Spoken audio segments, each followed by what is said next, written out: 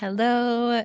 So in this video, I'm going to talk to you about dearmoring and using dearmoring for when you're experiencing pain in your pelvic floor or pain during sex or self-pleasure.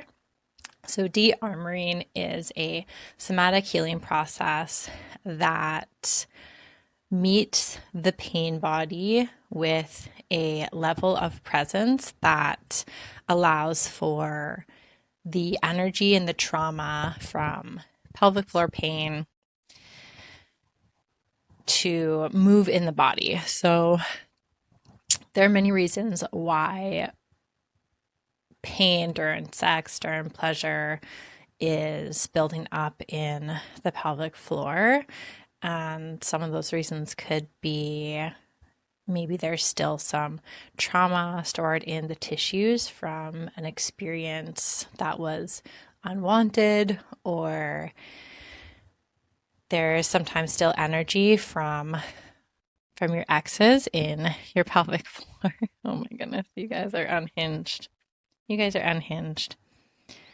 So dearmoring can help release the energy stored in your pelvic floor in connection with your ex or a past lover. And, because sex is a very strong energy, it can bind us to other people. So the process of dearmoring can release that cord, can release that attachment.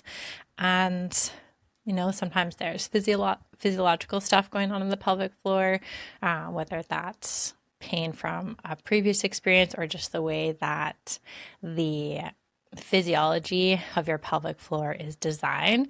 And then sometimes societal pressures and shame can build up in your tissues, in your cellular memory, and it can show itself through pain. It can show itself through the body, even if it originates with a thought or a feeling or a belief about yourself. So if you're somebody that experiences a lot of shame because of societal conditioning or religious trauma or pressures from your upbringing, and those thoughts, feelings, and beliefs have been sending messages to your pelvic floor over and over and over again throughout your life, this can then start to show up as a contraction or a tightness or pain in your pelvic floor during sex or pleasure, or even while you're just going through your days or thinking about somebody. It can show up in all sorts of ways.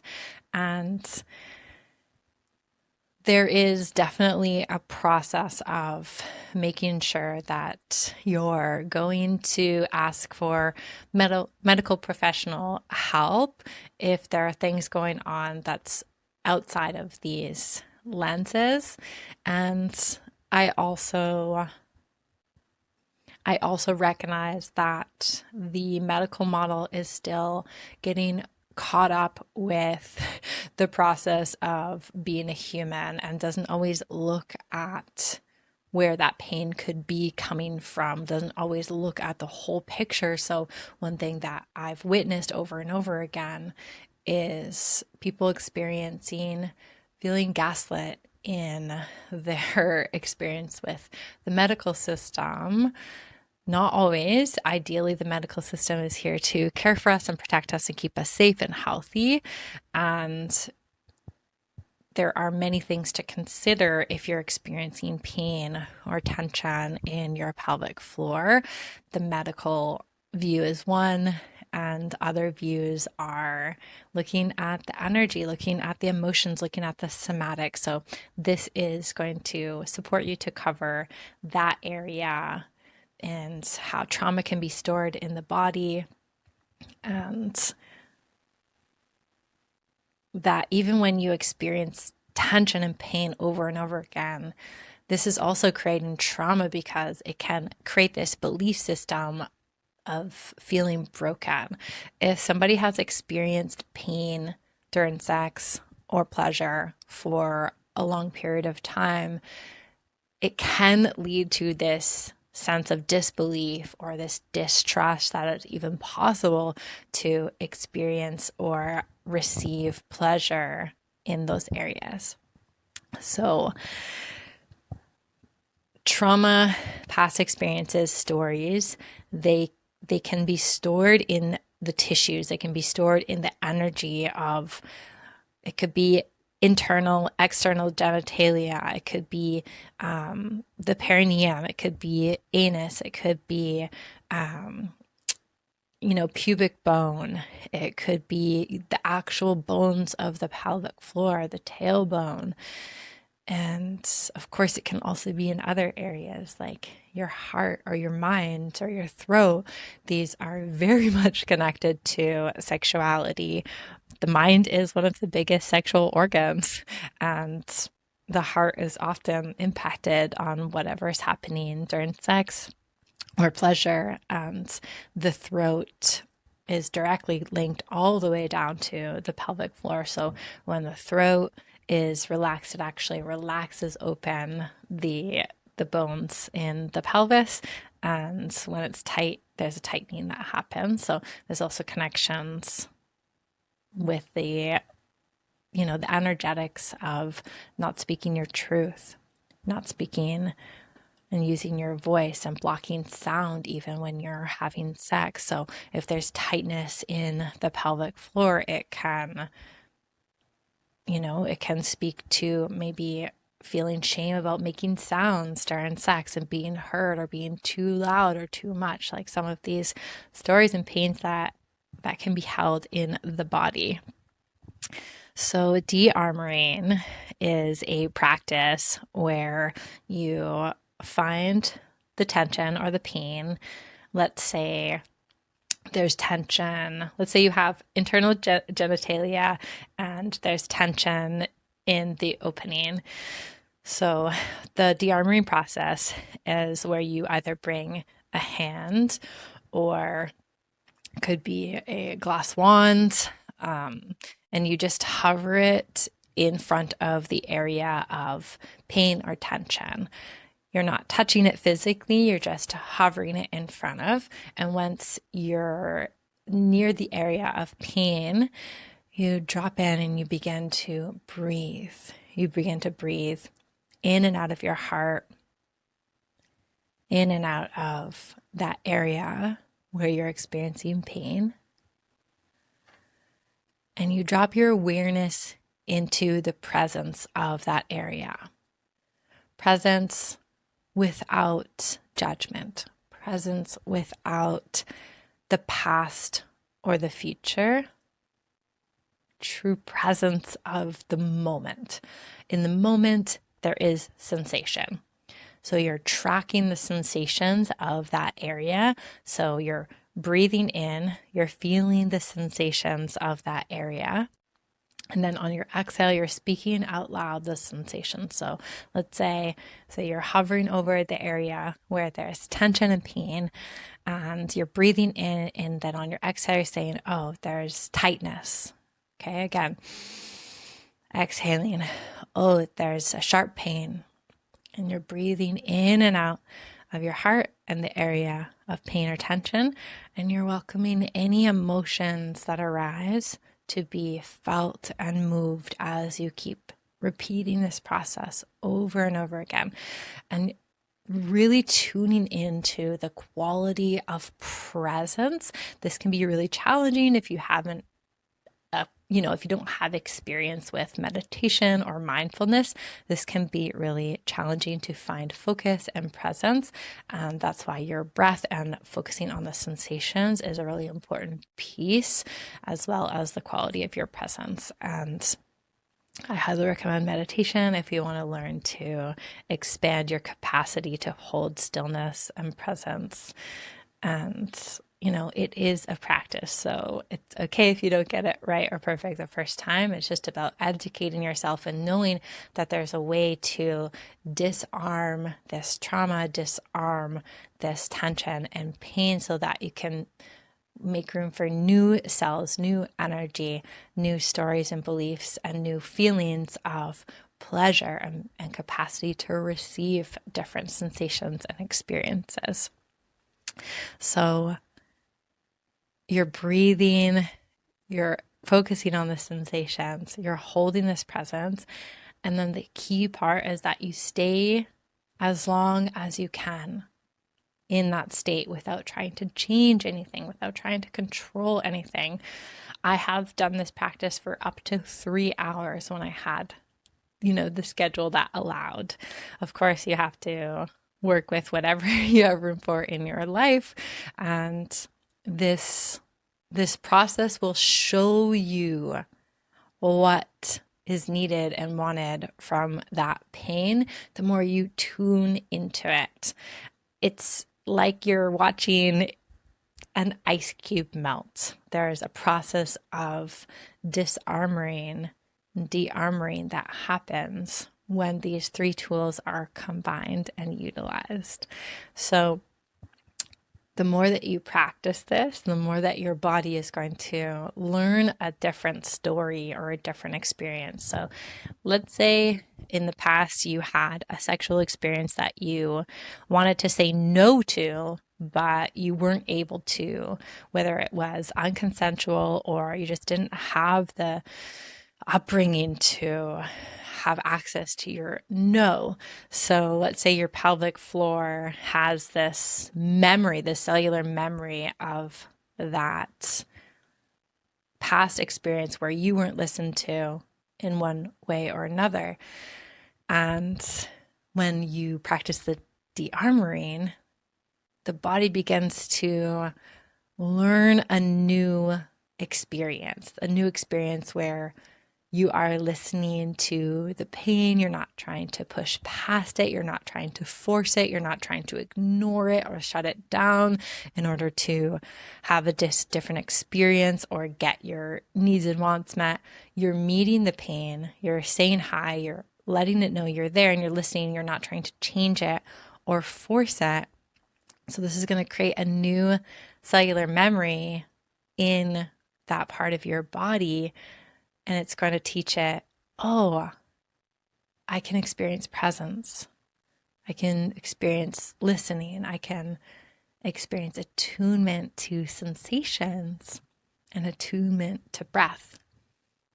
And in the tantric lens, breath, sensation, and presence are the pathways to expansion, are the pathways to experiencing divinity in all of consciousness. They're the pathways to experiencing full body orgasms and, unlimited potential of knowing what you like and don't like, and experiencing different elevated states of pleasure in your body, either with yourself solo or with another person. And so beginning first with the parts that are not able to let their guard down with these same tools is going to then help you to make room for new experiences later, and again using the same tools. And so another, like I said at the beginning, another purpose that the dearmoring has is to release what I call the ghost of the exes.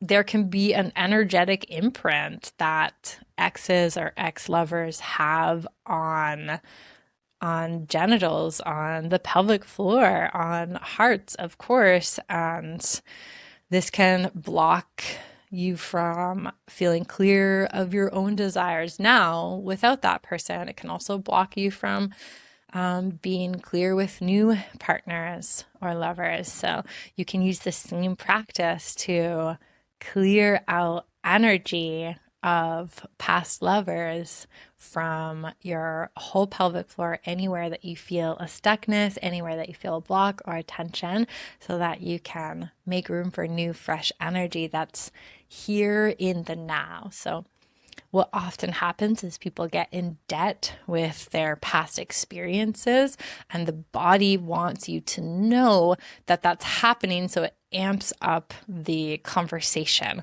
It amps it up through your sensation. It amps it up through your intuition. It amps it up through life experiences. So sometimes your pelvic floor needs to have a louder conversation with you so that it's encouraging you to clear out and make peace with the past experiences in order to then get caught up with the present moment and create something new for yourself, create a new experience. And sometimes what is found in the pelvic floor can bring up tons of memories. It can bring up emotions. It can bring up feelings of overwhelm. And so it's very justified to sometimes bypass or want to push past or ignore, shut down, or even write off the pain as a life sentence in almost in a defeating way, because there's just a natural human aversion to facing harder things. And this practice is designed in a way to be gentle. It's designed in a way to be sustainable and nourishing, and to tune you into the subtleties of this healing somatic process, instead of ripping the carpet underneath of you. It's like a slow, nourishing way to process and digest traumas, digest pain. If you weren't taught how to digest pain, then you're going to have an aversion to it, or it's just going to get stuck and built up over time. So breath, presence, sensations, these can help you digest your pain. And then one final tool that I'm going to add on, once you've gone through that process and you've really practiced those 3 tools, then whenever you feel ready, you can add on this 4th bonus one, which is sound. Oh, I love sound so much. It is wildly transformational for this dearmoring practice. So after you feel ready, you can do the same practice, but you're breathing into the area, and then on your exhale, you're sounding out the sound of that area, the sound of the pain, the sound of the sensation and tension. So for example,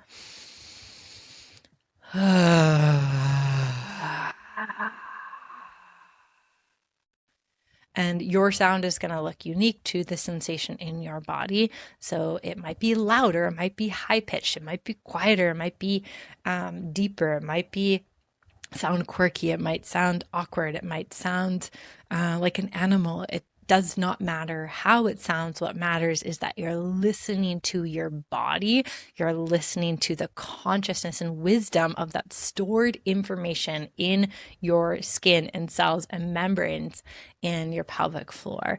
And if your mind wants to override that somatic primal experience because it's afraid of looking weird or afraid of sounding weird or being weird, or it's just been taught to be rigid and sterile, you can say, thank you, I love you, I hear you, I get you're trying to protect me, and just kind of gently put that thought and fears and protection aside over in a different room, and then just try being in the messiness and the practice and in the sense of learning new sounds and ways to sound, because this is also going to help unlock your pleasure. Because like I said at the beginning, there's blocks that can happen when there's shame stored in the throat or in the pelvic floor, shame around sounding, shame around saying yes or saying no and using your voice. So